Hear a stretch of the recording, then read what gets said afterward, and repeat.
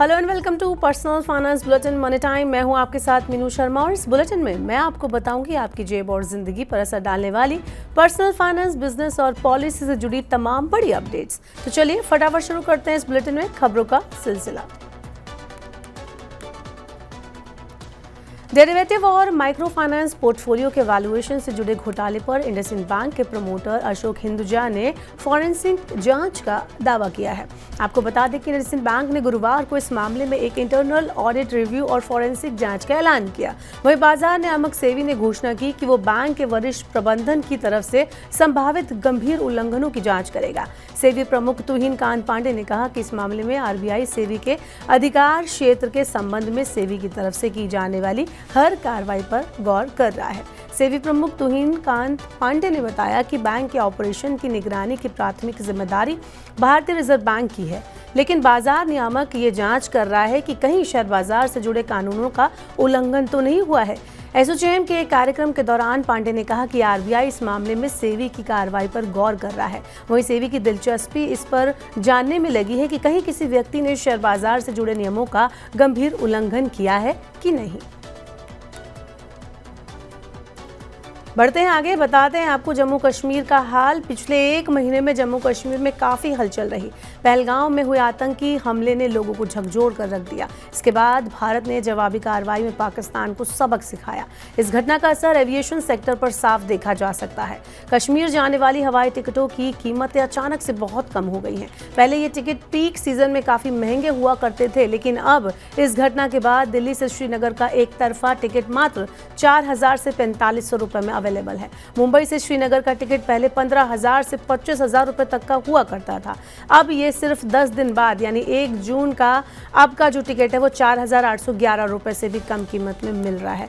पहलगाम में हुए आतंकी हमले के बाद कश्मीर आने वाले पर्यटकों यानी टूरिस्ट की संख्या में भारी कमी आई है। लोग कश्मीर आने से बच रहे हैं। गर्मियों में कश्मीर के टिकट आमतौर पर बहुत महंगे हुआ करते थे। दिल्ली से श्रीनगर का टिकट 15,000 रुपये से ज़्यादा का था, लेकिन अब टूरिस्ट की कमी के कारण टिकटों की जो कीमतें हैं वो काफ़ी गिर गई हैं। कश्मीर में पर्यटन से जुड़े लोग चिंतित हैं। इसका असर न केवल एविएशन सेक्टर पर पड़ा है, बल्कि होटल और पर्यटन स्थलों जैसे गुलमर्ग, पहलगाम और सोनमर्ग पर भी ये असर देखा जा रहा है। ये सभी जगह लगभग खाली पड़ी हैं।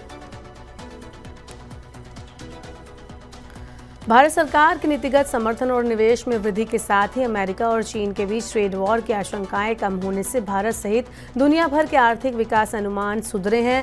Financial service firm Morgan Stanley ने वित्त वर्ष 2026 के लिए भारत की विकास दर 6.2% रहने का अनुमान जताया है। इसके साथ ही कहा है कि वित्त वर्ष 2027 में भारत 6.5% की दर से विकास कर सकता है।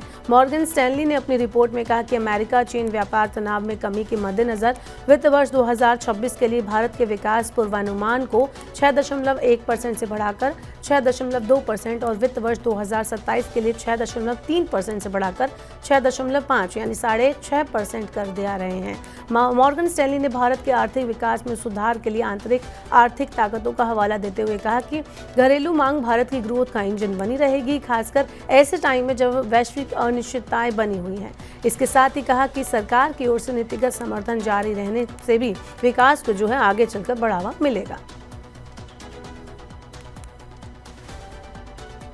बाजार में हाल ही में आई तेजी को बल देने के बाद विदेशी संस्थागत निवेशक जो FIIs होते हैं अचानक से आक्रामक विक्रेता बन गए हैं, जिससे कुछ बाजार सहभोगियों को ये चिंता पैदा हो गई है कि क्या आगे भी निकासी की संभावना है। पिछले 4 सत्रों के दौरान FIIs ने 15,587 करोड़ रुपए के शेयर बेच डाले, जिसमें मंगलवार को 10,000 करोड़ रुपए की भारी बिकवाली शामिल है, जो 2 महीने से ज़्यादा समय में एक दिन में सबसे ज़्यादा बड़ी बिकवाली है। आपको बता दें कि गुरुवार को 5,000 करोड़ रुपए की और निकासी के साथ बिकवाली का दबाव जारी रहा, जिससे निवेशकों में ये डर अब बढ़ गया है कि क्या FIIs की वापसी महज एक झलक थी।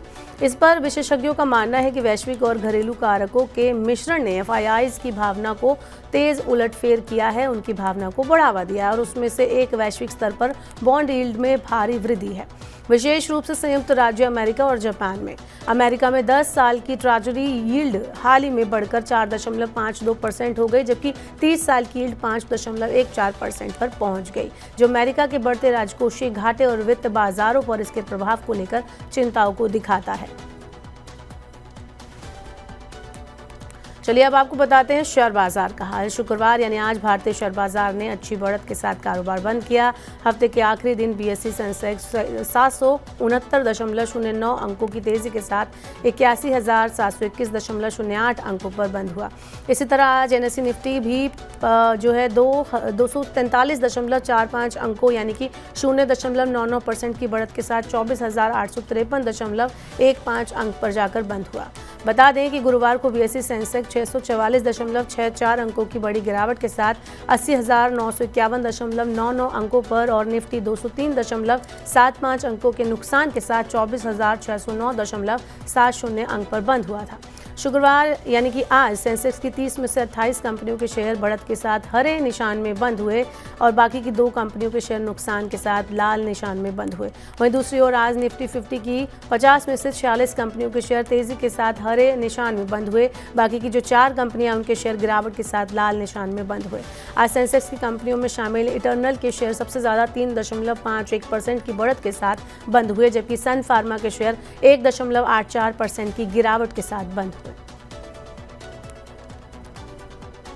चलिए शेयर बाजार के साथ अब आपको देते हैं गोल्ड का हाल। डॉलर के कमज़ोर पड़ने और अंतर्राष्ट्रीय स्तर पर अस्थिरता बढ़ने से निवेशक अभी भी सोने की ओर रुख कर रहे हैं, जिसकी वजह से जो सोना है वो लगातार महंगा होता जा रहा है।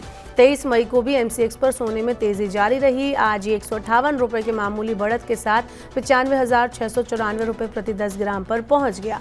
वहीं तनिष्क की वेबसाइट के अनुसार भी 24 कैरेट वाले सोने के दाम में कल के मुकाबले 500 रुपये का इजाफा आज देखने को मिला।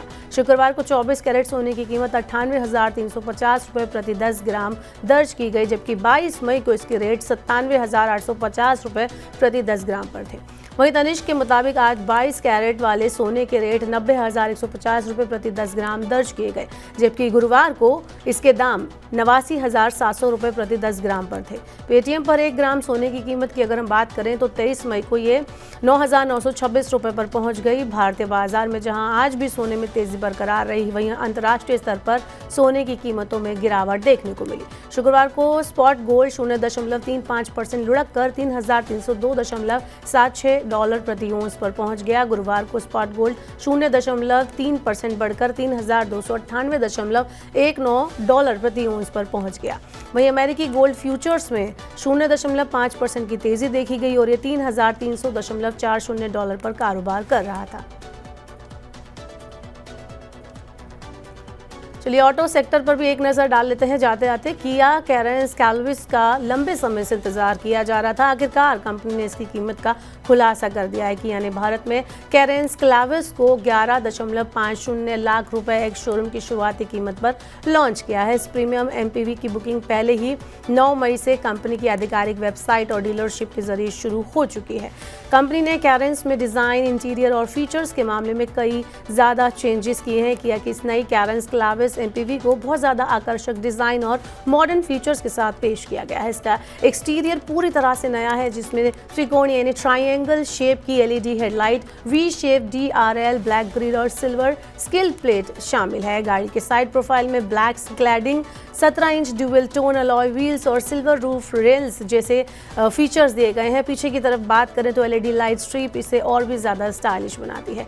किया कैरेंस क्लाविस एमपीवी को 7 ट्रिम ऑप्शंस में लॉन्च किया गया है। इसकी कीमत की अगर हम बात करें तो ये 11.5 लाख रुपए, जो कि मैं पहले ही बता चुकी हूँ, यहाँ से शुरू होकर 18 लाख रुपए एक शोरूम तक जाती है। तो फिलहाल के लिए मनी टाइम में इतना ही। ये थे तमाम आज के अपडेट। वक्त हो गया आपसे विदा लेने का। अब आपसे होगी सोमवार को मुलाकात। पर्सनल फाइनेंस से जुड़ी खबरों को पढ़ने, सुनने, उनसे जुड़े खास कार्यक्रमों को देखने के लिए आप मनी 9 के यूट्यूब चैनल को जरूर सब्सक्राइब करें। साथ ही आज का हमारा मनी टाइम आपको कैसा लगा, नीचे कमेंट बॉक्स में अपना फीडबैक हमें देना ना भूलें। फिलहाल के लिए इस बुलेटिन में इतना ही। बने रहिए मनी 9 के साथ। नमस्कार, शुभ रात्रि।